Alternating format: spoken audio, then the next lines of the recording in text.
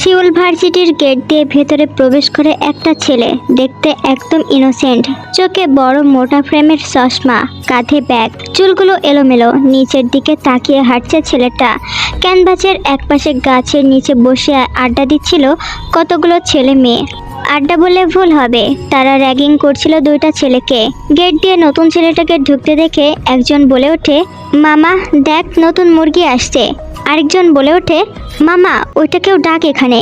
এরা হচ্ছে কলেজের সিনিয়র, এদের লিডার হচ্ছে জিওন জংকুক, তার সাথে আছে সুগা, ইউনো, মিনহুল, লিসা, জেনি, রোজ। ওরা সবাই অনার্স দ্বিতীয় বর্ষের শিক্ষার্থী। কলেজে ওদের সিনিয়রও আছে, তবে জাংকুক কলেজের ভিপি হওয়ায় পাওয়ারটা একটু বেশিই দেখায়। আর প্রিন্সিপালও কিছু বলতে পারে না, কারণ জাংকুকের বাবার বন্ধুর কলেজ, তাই কথাগুলো ইয়োনো আর মিনহু বলেছে। জংকুক কোটিপতি বাবার একমাত্র ছেলে, এখানে সবাই মোটামুটি বিত্তশালী। আরে মামা দেখ, দেখতে পুরো মগাদের মতো। জাংকুক ফোন স্কল করছিল, তাই তার মনোযোগ ফোনের দিকেই। ওকে ডাকতো, একটু মজা নেওয়া যাক। হে ইউ, এদিকে এসো। ছেলেটা এগিয়ে আসলো। ইয়োনো জিজ্ঞাসা করলো, কলেজে নতুন? ছেলেটা মাথা নাড়ালো। তার নাম কি তোমার? তেয়ং। গুড। তো এখানে যে সিনিয়ররা আছে তাদের সালাম দিতে হয়, জানো না? ও আসসালামু আলাইকুম। তেয়ংয়ের কথা শুনে সবাই হুহা করে হেসে উঠল। তেয়ং চশমাটা ঠেলে ঠিক করে নিল। তা শুধু কি টি শার্ট পরেছো নাকি নিচে আরও কিছু আছে? মানে মানে তোমার টি শার্টটা আমার পছন্দ হয়েছে, ওটা খোলো। এটা খোলা যাবে না। আপনার পছন্দ হয়েছে তাহলে একটা মার্কেট থেকে কিনে এনেন। কথাটা শুনে জাংকুক চোখ তুলে তাকালো তেয়ংয়ের দিকে।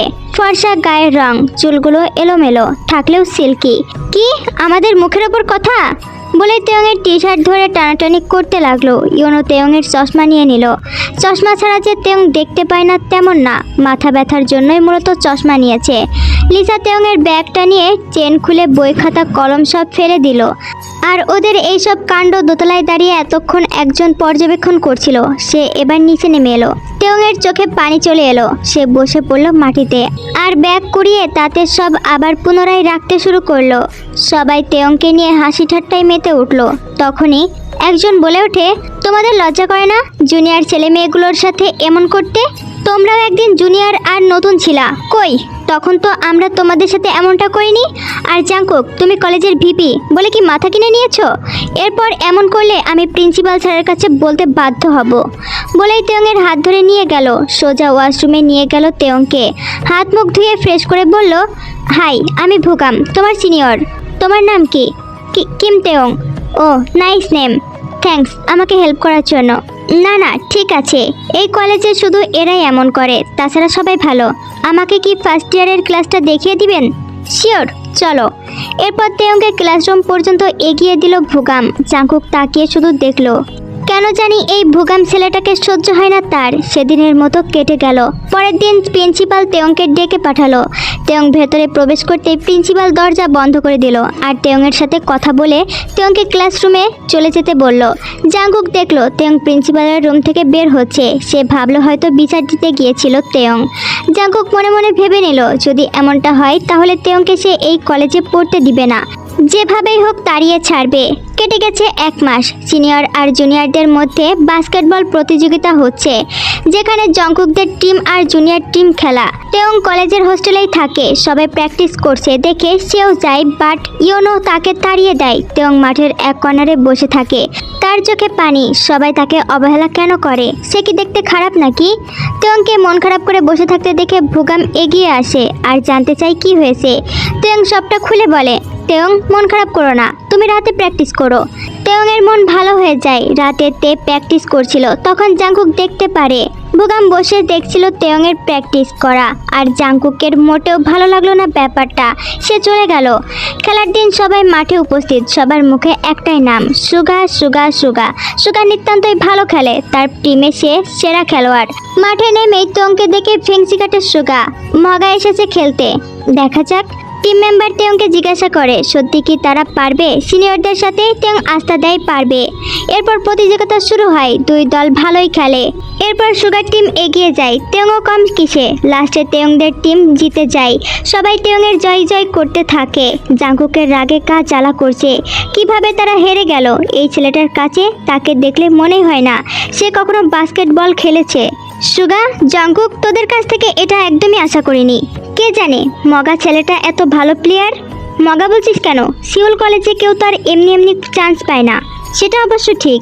ঠিক আছে, এর প্রতিশোধ তো আমি নিবই। চল এখন বাসায় ফেরা যাক। জাঙ্কুক, আমি তোমাকে পৌঁছে দিই? কোনো দরকার নেই, আমি যেতে পারবো, আমার গাড়ি আছে। তুই বরং চলে যা। এরপর সবাই সবার মতো চলে যায়। পরের দিন তেয়ং লাইব্রেরিতে যায় আর একটা বই নিয়ে পড়তে শুরু করে। অনেক ক্লান্ত থাকায় তেয়ং টেবিলের ওপর মাথা দিয়ে ঘুমিয়ে পড়ে। জাঙ্কুক আর তার সাঙ্গপাঙ্গরাও লাইব্রেরিতেই এসেছে। সবাই পিছনের দিকে বসেছে। জাঙ্কুক একটু সামনে যেতেই দেখতে পাই তেয়ং ঘুমিয়ে আছে। দেখতে কি মায়াবী লাগছে। তেয়ংয়ের মায়াবী মুখের দিকে তাকিয়ে আছে জাঙ্কুক। তার অনেক মায়া লাগছে। এর আগে এতটা গভীরভাবে তাকায়নি জাঙ্কুক। মুগ্ধ দৃষ্টিতে তাকিয়ে আছে জাঙ্কুক। তেয়ংয়ের ঠিক উল্টো পাশে টেবিলে বসে পড়ে জাঙ্কুক, যেখান থেকে স্পষ্ট তেয়ংয়ের মুখটা দেখা যাচ্ছে। একটা বই হাতে উল্টাচ্ছে আর তেয়ংয়ের দিকে তাকিয়ে আছে। এই জাঙ্কুকটা আবার কোথায় গেল জানি না। ওকে নিয়ে আর পারি না। বাদ দে তো, আর পড়ায় মন দে, সেটাই ভালো। হঠাৎ তেয়ংয়ের ফোন ভাইব্রেট হতেই চোখ মেলে তাকালো তেয়ং। জাঙ্কুক ওর দিকেই তাকিয়েছিল, তাই চোকাচোকি হলো দুজনের। তেয়ং তাড়াতাড়ি করে পকেট থেকে ফোন বের করে দেখলো। তারপর তাড়াতাড়ি বইটা আগের জায়গায় রেখে বেরিয়ে গেল লাইব্রেরি থেকে। জাঙ্কুক শুধু তাকিয়ে দেখলো সবটা। এর কিছুক্ষণ পর জাঙ্কুক আর তার সাঙ্গপাঙ্গরা বেরিয়ে এলো লাইব্রেরি থেকে। জাঙ্কুক খেয়াল করলো তেয়ং ফোনে কারোর সাথে কথা বলছে আর কান্না করছে। দেখে চলে গেল জাঙ্কুক। পরের দিন রাতে জাঙ্কুক হোস্টেলের সবার খোঁজ খবর নিচ্ছিল। তখন দেখলো তেয়ং বারান্দায় এক কর্নারে দাঁড়িয়ে ফোনে কথা বলছে আর কান্না করছে। জাঙ্কুক এগিয়ে যাবে তখনই তেয়ং ফোন রেখে চোখ মুছতে মুছতে রুমে ঢুকে যায়।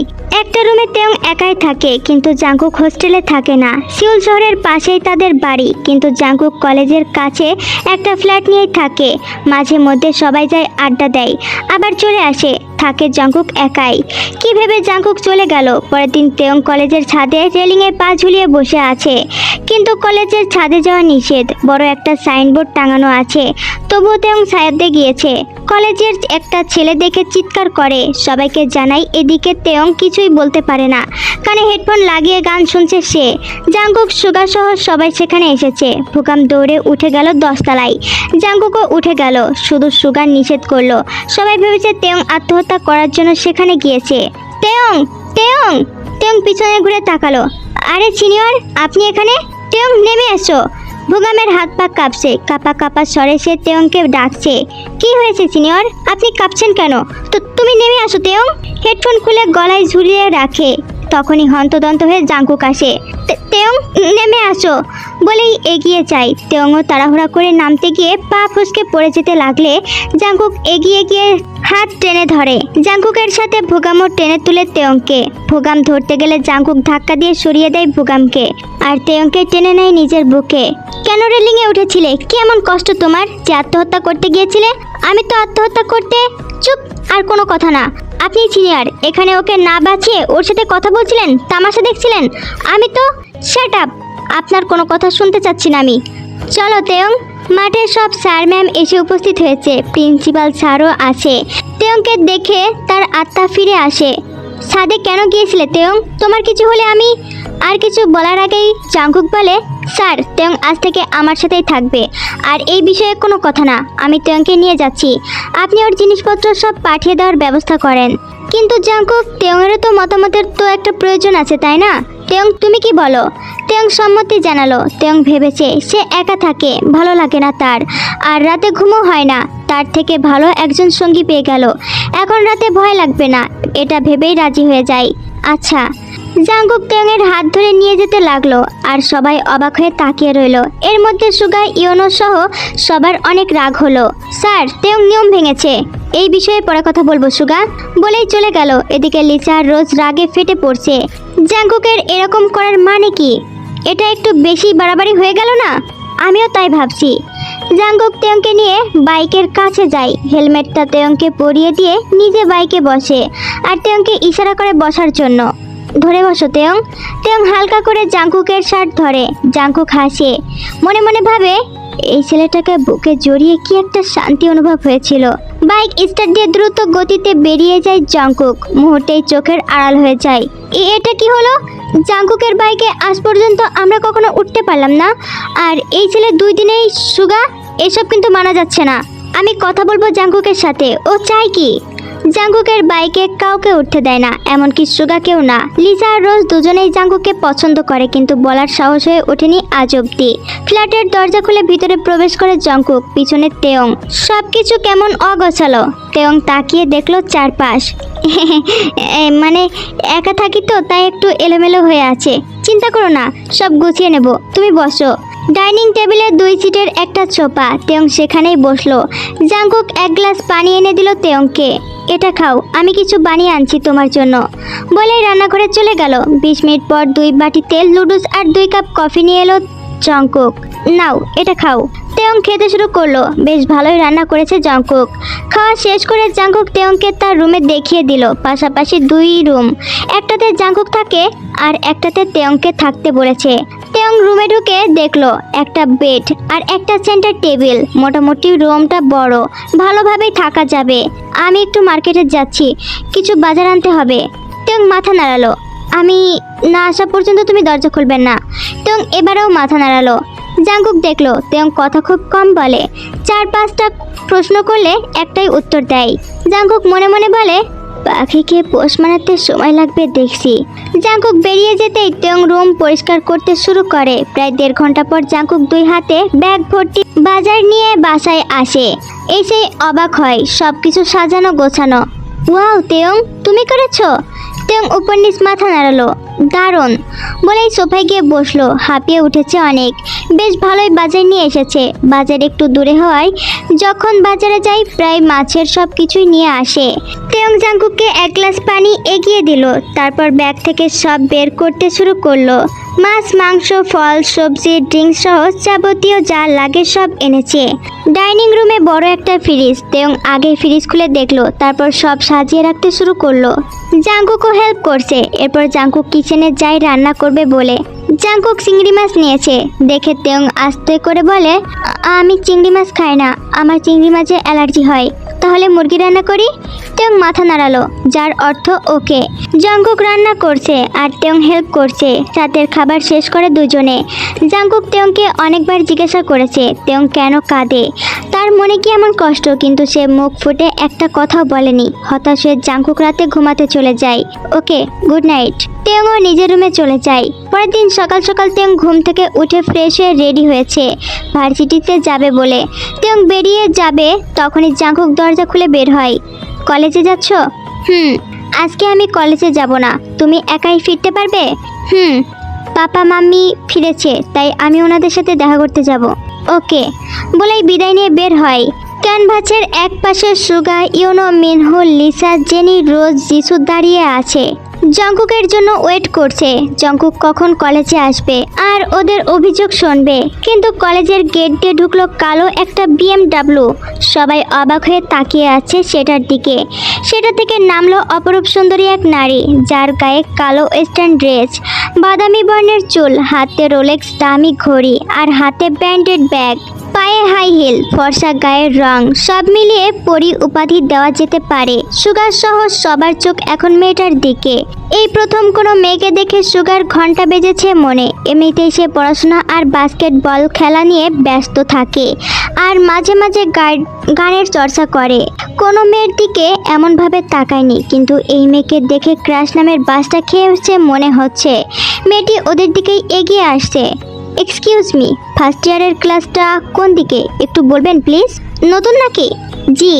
তা এখানে সিনিয়ররা রয়েছে, তাদের দেখে সম্মান করতে হয়, জানো না? ও আচ্ছা, আসসালামু আলাইকুম সিনিয়র আপা।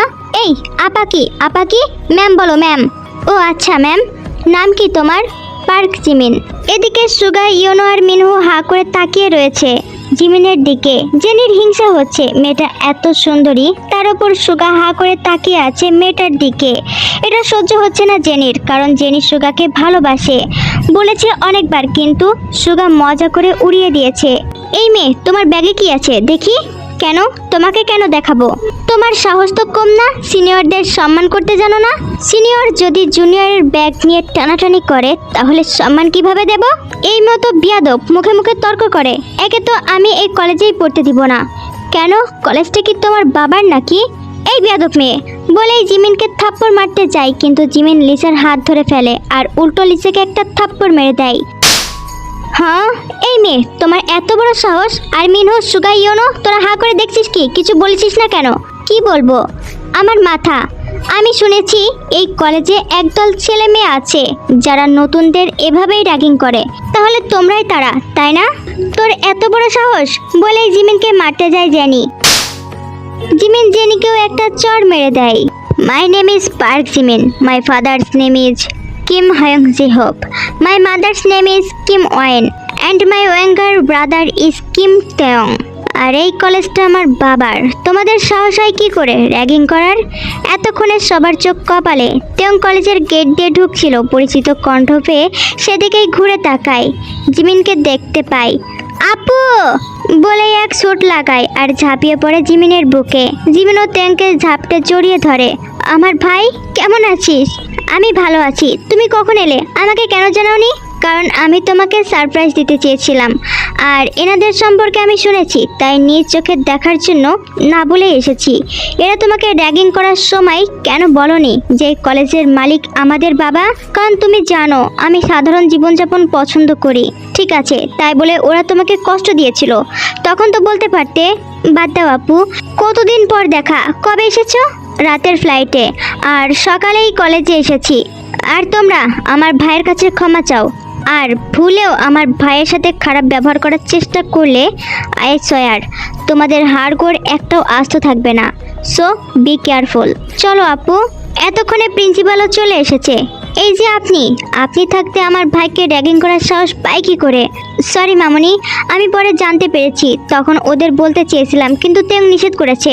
আর তোমরা কান খুলে শুনে রাখো, এরপর যদি শুনি তোমরা কাউকে র্যাগিং করার চেষ্টা করেছো, তাহলে তোমাদের এই কলেজ থেকে রাজ টিকেট করে দেওয়া হবে। বলেই চলে যায়, কিন্তু দাগ কেটে যায় সুগার মনে। মনে হয় সে প্রেমে পড়ে গিয়েছে। কি ভয়ঙ্কর মেরে বাবা! ভাইকে যে এতটা ভালোবাসতে পারে, সে না জানি তার ফিয়ন্সিকে কতটা ভালোবাসবে। এসবই ভাবছিল সুগা। জেনির সন্দেহ হলো, মেয়েটা এত কিছু বলল, অথচ সুগা একটা কথাও বলল না। সুগা তো এমন ছেলে না, ডাল মে কুছ কালা হে। তেয়ং জিমিনকে সোজা জাংকুকের ফ্ল্যাটে নিয়ে চলে গেল। সেখানে তার যাবতীয় জিনিস রয়েছে। এটা কার ফ্ল্যাট? এটাই জাংকুকের বাসা। তুমি নিশ্চয়ই সব শুনে তারপর এসেছো। তোর জন্য টেনশন হয়। আমার ভাই অনেক ভালোবাসি তোকে। আমিও। বলেই বোনকে আবার জড়িয়ে ধরে। পৃথিবীতে এই একটি মানুষ তেয়ংকে নিজের জীবনের থেকেও বেশি ভালোবাসে। তোমাকে বলেছিলাম আমার সাথে লন্ডন চলো, তুমি তো রাজি হলে না। আমার দেশকে আমি অনেক ভালোবাসি আপু। তাছাড়া সাধারণ জীবনযাপন আমার পছন্দ। আমার মোটেও বাবার পরিচয়ে আমি কোথাও যেতে চাইনি। তুমি আজকে সবার সামনে সেটাই প্রকাশ করে দিয়েছো। তো দিব না? আমার প্রচুর মেজাজ খারাপ হয়েছিল যখন জানতে পেরেছি ওরা তোমাকে নিয়ে মজা করেছে। আমার ভাই তুমি, তোমাকে কেউ কিছু বললে আগে আমার সাথে লড়তে হবে ওদের। আপু বাদ দাও, এখন তুমি আমাকে কিছু বানিয়ে দাও। আমি সকালে কিছুই খাইনি। ওই ছেলেটা কোথায়? ও ওর বাবা মায়ের সাথে দেখা করতে গিয়েছে। ও আচ্ছা। এরপর জিমিন রান্না করে আর দুজনে মিলে খাই। জিমিন তেয়ংকে সাথে নিয়ে যায় নিজেদের বাড়িতে। তেয়ং জাংকুককে কল করে জানায় সে 2 দিন সেখানেই থাকতে চায়। জাংকুক ওকে বলে কল কেটে দেয়। মন খারাপ তার। 2টা দিন তেয়ংকে ছাড়া থাকতে হবে। ভালোবেসে ফেলেছে ছেলেটাকে তার মনে হচ্ছে। জাংকুক ভাবলো 2 দিন যখন তেয়ং থাকবে না, তাহলে সেও 2 দিন পরে যাবে। জাংকুকের বাবার নামজুন সাহেব আর মা জিন বেগম বিজনেসের কারণে বেশিরভাগ সময় এদেশ ওদেশ যায়। তাই জাংকুক একদম ছোট্টবেলা থেকেই একাই বড় হয়েছে। তাই তেমন মায়াও হয়নি বাবা মায়ের প্রতি। শুধু দায়িত্ব বাবা মায়ের সাথে দেখা করা, তাই করে। এসব অবশ্য তার বাবা মায়ের জন্যই হয়েছে। জাংকুকের মতে টাকা থাকলেই পৃথিবীর সব কিছু পাওয়া যায়। নামজুন সাহেব প্রতি মাসে বেশ মোটা অঙ্কের টাকা পাঠিয়ে দেয় জাংকুকের অ্যাকাউন্টে। আর জাংকুক সেগুলো দিয়ে বন্ধুদের সাথে আড্ডা দেয়, যা খুশি তাই করে, খরচ করে। জিন বেগম ছেলেকে খাওয়ার জন্য ডেকে গেল, কিন্তু জাংকুক জানালো পরে খাবে। জিন বেগম মন খারাপ করে চলে গেল। এটা তাদেরই অবহেলার ফল। ছোট সময় যখন জাংকুক মায়ের হাতে খাবার বায়না করত, তখন তার সময় ছিল না। তাই এখন জাংকুকও তেমন হয়ে গিয়েছে। জিন বেগমের চোখের পানি মুছতে মুছতে টেবিলে এসে বসলো। কি হয়েছে জিন? জাংকুক আসলো না? না, পরে খাবে। দিন দিন ছেলেটা বেয়াদব হয়ে যাচ্ছে। বাবা মায়ের কথাও শুনতে চায় না। আমি যাচ্ছি, ডেকে আনি, তারপরে দেখছি কি হয়েছে। বলে হনহন করে ছেলের রুমে প্রবেশ করলো নামজুন। জাংকুক গেমস খেলছে ফোনে। জাংকুক তোমাকে ডেকে গিয়েছে খাবার জন্য, আর তুমি এখানে বসে গেম খেলছো? তোমরা খেয়ে নাও, আমি পরে খাবো। এটা কেমন কথা জাঙ্কুক, তোমার মা কাছে? ও রিয়েলি পাপা? আমি কি মজা করছি তোমার সাথে? আমাদের দেওয়ার মতো কি একটু সময়ও তোমার কাছে নেই? তুমি বলছো এই কথা পাপা? তোমাদের কাছে সময় ছিল আমাকে দেওয়ার মতো? আমরা কাজে ব্যস্ত ছিলাম জাঙ্কুক, আর সেজন্যই এই যে বিলাসবহুল জীবনযাপন করছো। চাইনি আমি এই বিলাসবহুল জীবনযাপন, তোমাদের চেয়েছিলাম, কিন্তু তোমরা আমাকে বুঝতে পারোনি। এখন আমি গেমস খেলছি, ডিস্টার্ব করো না। একা একা সব কিছুতে অভ্যস্ত হয়ে গিয়েছি আমি। সো প্লিজ একা ছেড়ে দাও আমাকে। জাঙ্কুক চিৎকার করলে সত্যটা মিথ্যা হয়ে যাবে না পাপা? নামজুন সাহেব ব্যথিত মন নিয়ে ফিরে এলো। ঠিকই তো বলেছে জাঙ্কুক। জাঙ্কুক যখন ছোট ছিল কেমন কেটেছে তার একা একা। এতটা টাকার নেশায় না পড়লেও তো পারতো। খাবার দুজনের কারোর গলা দিয়েই নামলো না। 2 দিন পর জিমিন চলে গিয়েছে লন্ডনে। তেয়ং একা হয়ে গেল। আবার তার মন খারাপ। ফ্ল্যাটে এসে মন খারাপ করে বসে রইল।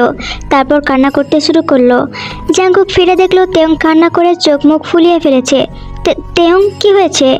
তেয়ং কিছুই বলছে না, শুধু কান্না করেই চলেছে। জাঙ্কুক টেনে বুকের সাথে মিশিয়ে নিল তেয়ংকে। তবুও কান্না করেই যাচ্ছে। থামানোর জন্য সব রকম চেষ্টা করলো জাঙ্কুক। ব্যর্থ হয়ে জাঙ্কুক তেয়ংয়ের ঠোঁট কামড়ে ধরলো। মুহূর্তেই তেয়ংয়ের কান্না থামিয়ে দিল। তার চোখ রসগোল্লার মতো বড় বড় হয়ে গেল। ধাক্কা দিয়ে জাঙ্কুককে দূরে সরিয়ে দিল Taeyong. I am sorry Taeyong, তোমার কান্না থামানোর জন্য আর কোনো উপায় ছিল না আমার। তেয়ং মাথা নিচু করে দাঁড়িয়ে আছে। জাঙ্কুক পানি এনে দিল তেয়ংকে। তেয়ং সবটুকু পানি ঢকঢক করে খেয়ে নিল। জাঙ্কুক তেয়ংকে সোফায় বসিয়ে দিয়ে নিজের পাশে বসলো। কি হয়েছে আমাকে বলো তো তেয়ং? তেয়ং প্রথমবারের মতো জাঙ্কুককে জড়িয়ে ধরে। জাঙ্কুকের বুকে মুখ লুকিয়ে কেঁদে উঠল। বলো না তেয়ং, কেন তুমি নীরবে কাঁদো? কি এমন কষ্ট তোমার? তোমার কষ্ট যে আমার সহ্য হয় না। কেন আমাকে কেউ ভালোবাসে না জাঙ্কুক? আমি কি জন্ম নিয়ে ভুল করেছি? আমি নিজের ইচ্ছে কি জন্ম নিয়েছি? এই পৃথিবী থেকে নিজের ইচ্ছেতে এসেছিলাম? বলেন না জাঙ্কুক। না, তোমার কোনো দোষ নেই। কি হয়েছে আমাকে বলো। আমি আমার বাবা মাকে অনেক ভালোবাসি, কিন্তু তারা আমাকে কেউ ভালোবাসে না জাঙ্কুক। আমি ছোট থেকে একা একা বড় হয়েছি। এমনকি আমার বোনটাকেও আমার সাথে আমার কাছে আসতে দেয়নি। আমি কি এতটাই খারাপ? শান্ত হও তেয়ং, আর বলো আমাকে। তেয়ং জাঙ্কুকের বুক থেকে মাথা তুলে আর বলতে শুরু করে, চলো অতীত থেকে একটু ঘুরে আসি। জেহব আর আয়ু ভালোবেসে বিয়ে করে। আয়ুর বাবা বড়লোক থাকায় ওদের সম্পর্ক মেনে নেয়নি। জেহব একটা ছোট চাকরি করত, বেশ ভালোই কাটছিল দিন, বেশ সুখে ছিল ওরা।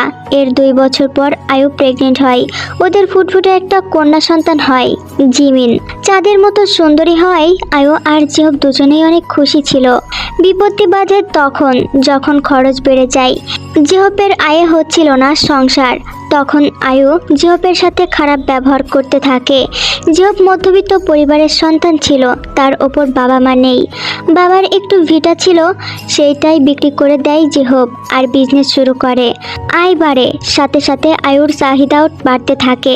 এক পর্যায়ে আয়ু ক্লাব আর পুরনো বন্ধু বান্ধবীদের সাথে মিশতে শুরু করে। তারা আয়ুকে মডেলিংটা আবার শুরু করতে বলে।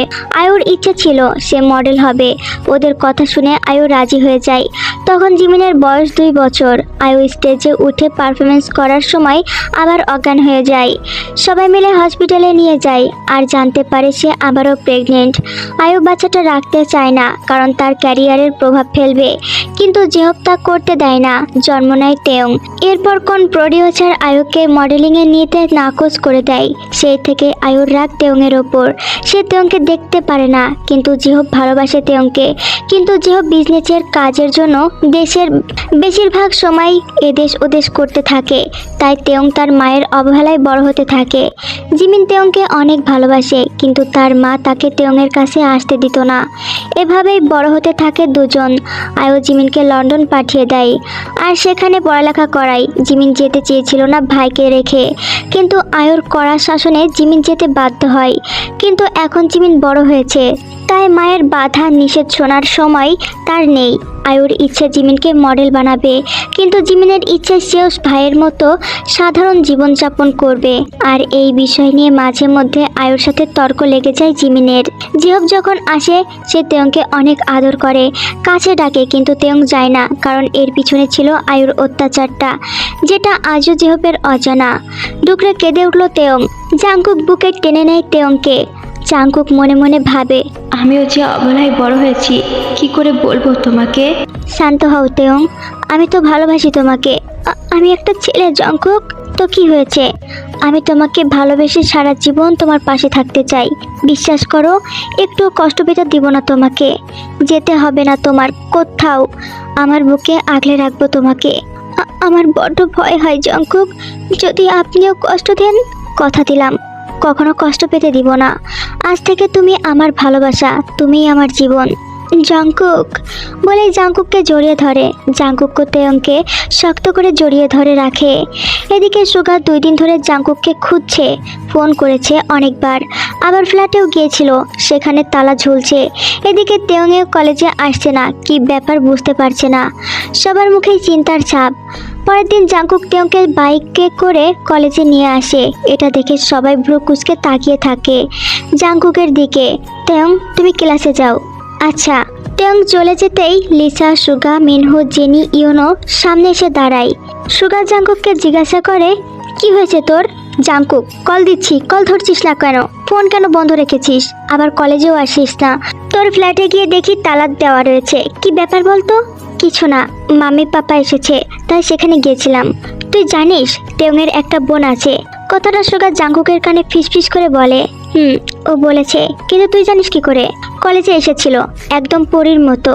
ফালতু কথা বাদ দে, এখন বল, তোরা সবাই এইভাবে তাকিয়ে আছিস কেন? কেন তুই জানিস না? আজব, আমি কিভাবে জানবো লিসা? ওই ছেলেটার সাথে তোর এত মাখামাখি কিসের জাংকুক? কোন ছেলে? তেয়ং।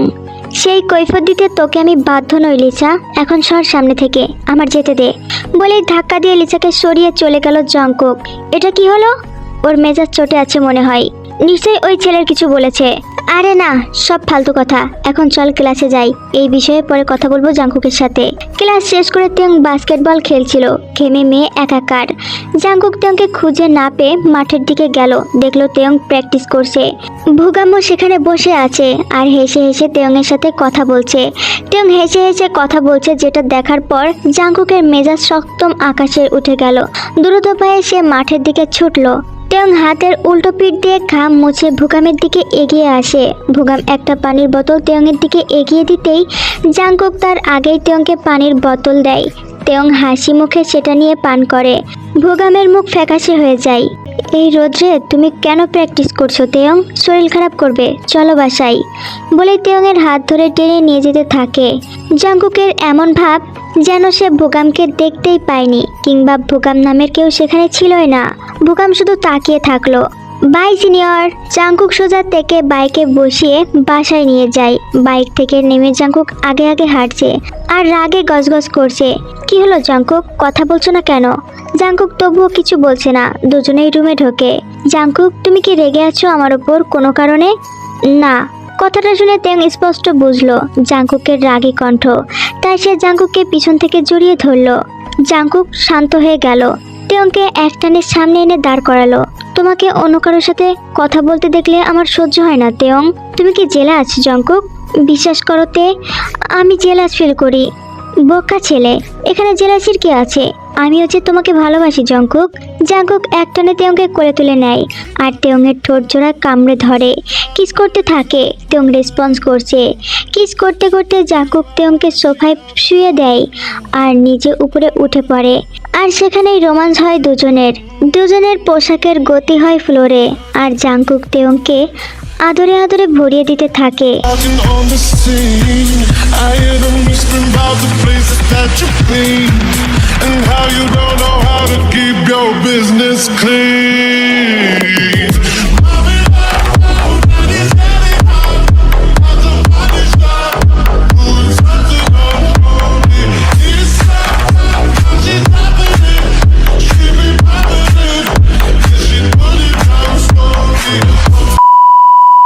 এরপর জাংকুক তেয়ংকে কোলে করে ওয়াশরুমে নিয়ে যায়।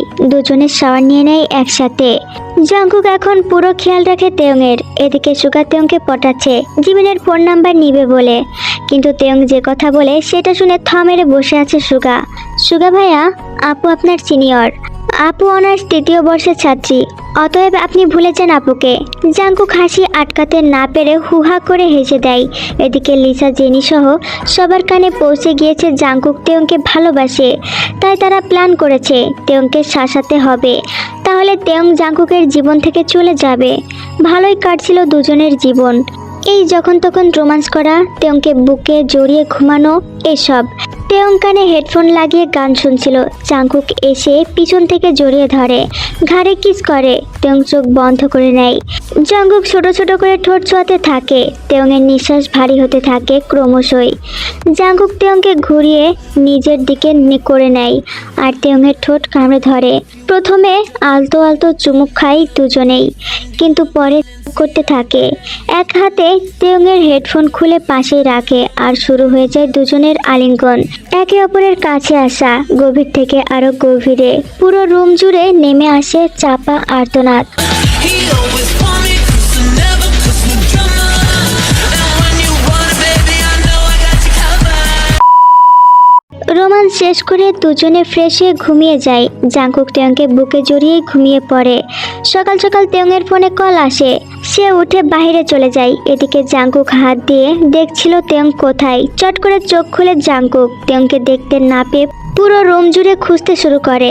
কোথাও না পেয়ে বারান্দায় আসে আর দেখে নিচে তেয়ং কারোর সাথে কথা বলছে। ছেলেটার মুখটা স্পষ্ট না।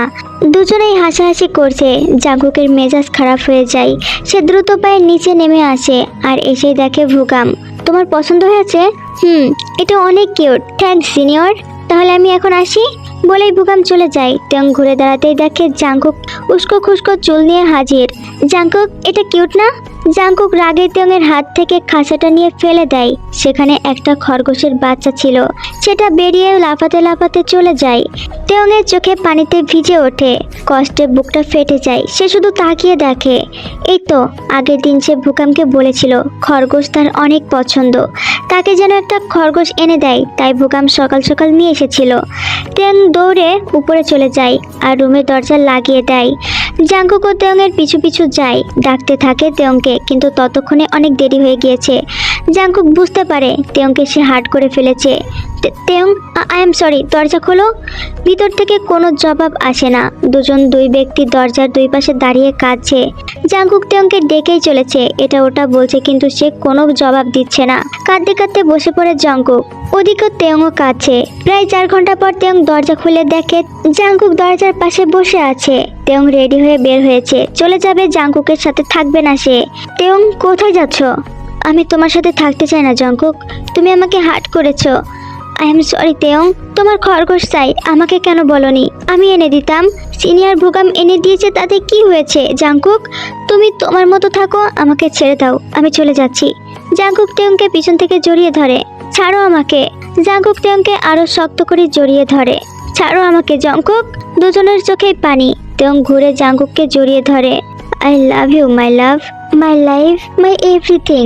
কথাগুলো বলছে আর চুমুতে ভরিয়ে দিচ্ছে সারা মুখ। তেয়ংকে কোলে নিয়ে সোফায় বসে পড়ে জাংকুক আর তের ঠোঁটে থাকে। তুমি কোথাও চলে গেলে আমার কি হবে? আমি কি করে বাঁচতে পারবো? বলেই জাংকুক তেয়ংয়ের চোখের পানি মুছে দেয়। পরের দিন তেয়ং আর জাংকুক একসাথেই কলেজে যায়, কিন্তু নামজুনের ফোন আসাতে জাংকুক চলে যায় তার সাথে দেখা করতে। তেয়ংকে বলে যায় যেন সে একাই বাসায় চলে যায়।